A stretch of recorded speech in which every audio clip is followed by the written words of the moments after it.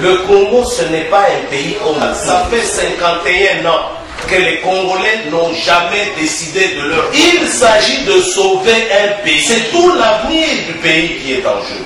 Vous donnez un seul mandat à Kabila. 5 ans, le pays. Le principe sacro-saint de l'intangibilité des frontières hérité de le Sud-Soudan a balayé ça. À qui le prochain? Le 6 décembre, c'est la fin du mandat de M.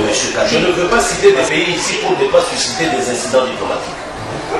Vous ne pouvez pas être un pays qui a 60 millions d'habitants plus, qui a une superficie de 2 345 000 km², qui regorge dans son sous-sol de plus de 115 minéraux, dont les 30% réputés stratégiques au monde, où vous êtes premier dans la détention de la plupart de ces produits-là, et diriger le Congo comme si vous dirigiez n'importe quel pays d'Afrique.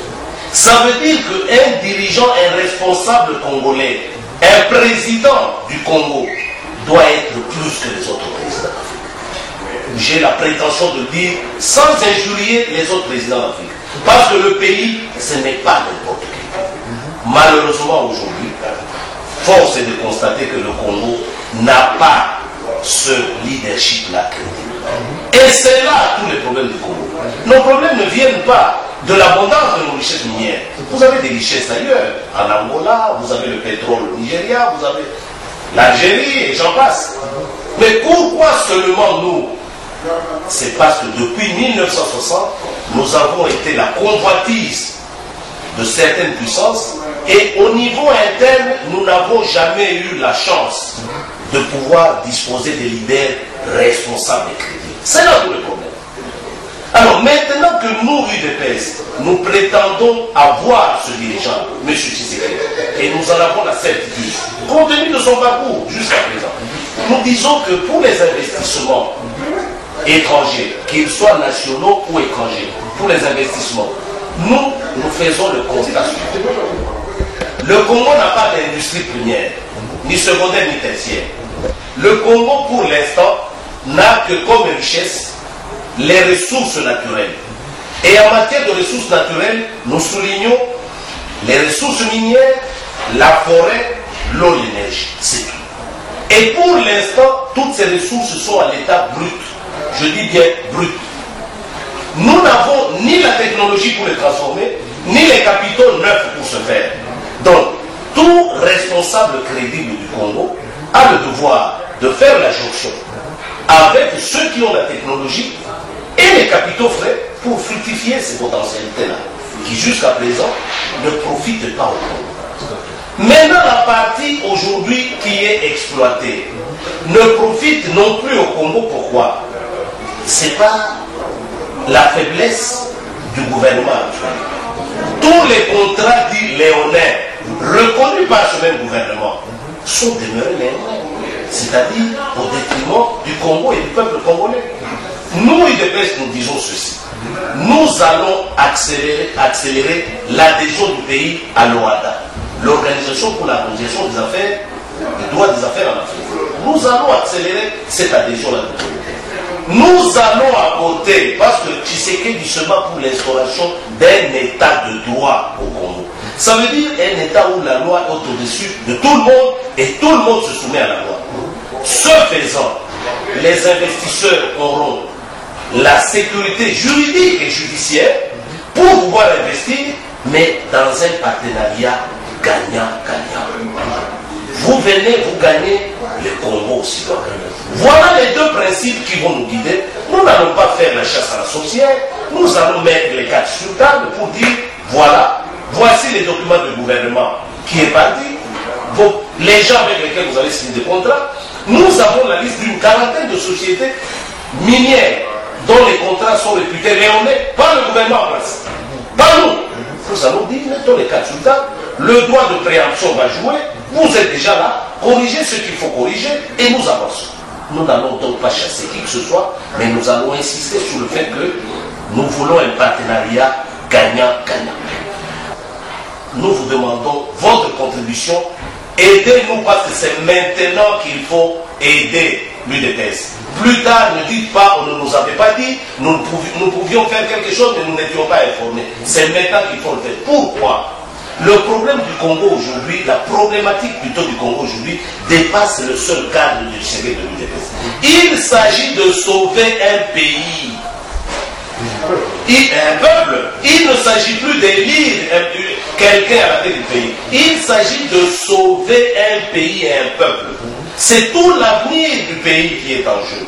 Vous donnez un seul mandat à Kabila. 5 ans, le pays est parti. Le sud du Soudan est parti. Le principe sacro-saint de l'intangibilité des frontières héritées de la colonisation, le principe sacro-saint de l'Union africaine, n'existe plus. C'est sur base de ce principe que les pays ont été constitués, se sont maintenus au sein de l'Union africaine. Le Sud-Soudan a balayé ça. À qui le prochain tour? Donc, faisons attention. Il s'agit donc de faire appel à un homme de calibre international qui s'appelle Étienne Tshisekedi pour sauver ce qui peut encore l'être. Voilà la raison de cet appel de financement pour permettre à celui-là de mener une campagne digne de ce nom, parce que ceux qui sont à Kinshasa ont volé, continuent à voler l'argent de l'État. Ils sont en train de corrompre avec cet argent. Vous savez que nous sommes parmi les 6 pays les plus corrompus au monde. Eh bien voilà. Peut-être s'il y avait une Coupe du Monde des corrupteurs, on serait les premiers. Donc, il faut donc que l'argent vienne, l'argent propre, vienne de quelque part pour nous aider à faire face à cette machine de corruption. Et nous faisons appel donc à la diaspora, même si vous semblez la minimiser dans votre présentation sur ce point, je vous appelle que certaines familles n'ont pas disparu au Congo grâce à l'argent que la diaspora envoie au Congo. Et nous demandons donc à cette diaspora, évaluée entre 5 et 6 millions de membres, si nous n'avions que 4 millions pour l'UDPS à avoir l'engouement autour de M. Tshisekedi, autour de ce périple, les 4 millions n'ont qu'à intéresser au minimum 2 parents adultes au Congo. Ça nous fait 8 millions de voix. Et plus on augmente les personnes à sensibiliser, plus on multiplie l'espérance des voix en faveur de Tshisekedi. Donc c'est une obligation maintenant, au-delà du financement, la diaspora doit être sûre, de par leurs parents, que chaque membre de la diaspora ait 5 adultes. 5 adultes auxquels ils donnent des institutions pour voter Tshisekedi. 4 millions fois 5, eh bien nous avons la totalité des électeurs au Congo enrôlés. Donc voilà le message que nous voulons faire passer. S'agissant de la sécurité, vous savez, ces gens-là du pouvoir ne vont pas nous empêcher de circuler. Le 24 avril, ils ont essayé, ils ont vu le résultat.